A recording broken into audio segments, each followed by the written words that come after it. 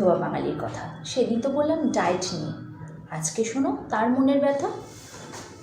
এক মহিলা বিধবা হলেন, হ্যাঁ বাঙালি মহিলা বিধবা হলেন।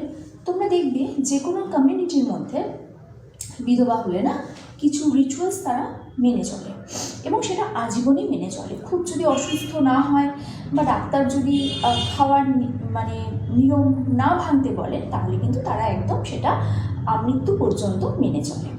কিন্তু বাঙালি ওই যে বললাম সবেতেই একটু ব্যতিক্রম। তো স্বামী যখন মারা গেল, স্ত্রীর ভার্সনটা হচ্ছে স্বামীর ডেড বডির সামনে বসে, ওগো তুমি আমার সাজ নিয়ে চলে গেলে গো, তোর বাবা আমার সাজ নিয়ে চলে গেল, আমি আর কোনোদিন সাজতে পারবো না রে, আমার এই নাকের কানের সব খুলে ফেলতে হবে গো।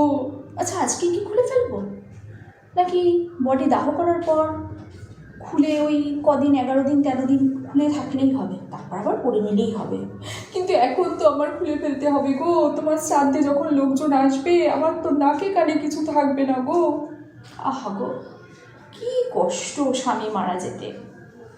এবার হচ্ছে তার সন্তানের ভার্সন। তার সন্তান বলছে, দেখো এত কেঁদেছি নাকের সর্দি চলে এসছে। তার সন্তান বলছে, ঠাকুমা আমার মা নাকেরটা খুলতে বলো না, ওটা আমার মার আন বান শান, নাকেরটা খুলে দিলে অন্য কোনো পুরুষ আমার মার দিকে তাকাবে না, আমার মার অত সুন্দর টিকালো নাকে, সানিয়া মির্জা, আমার মাকে এক সাইড সানিয়া মির্জা এক সাইড দিয়া মির্জার মতো লাগে, তুমি কিন্তু ওটা মাকে খুলতে বলবে না। ঠাকুমা অবাক, নির্বাক, হতবাক। তার সন্তান শোকে সেই 80 বছরের বৃদ্ধা মহিলা এমনি কি বলবো স্পিচলেস, কি বলবো ওটাকে, মানে তার মুখ দিয়ে কথা বেরোচ্ছে না, সে বাকরুদ্ধ। আর তার মধ্যে এইসব কথায় মানে তার প্রাণী হচ্ছে তীরবিদ্ধ। নাতি তাকে বলছে মার যেন গয়না খুলে নেওয়া না হয়।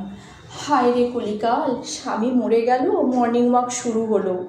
সুগারের পেশেন্ট স্বামীকে নিয়ে কোনোদিন সে মর্নিং ওয়াক করলো না, তার মানে কি অপেক্ষায় ছিল কবে বিদায় হবে আপদটা।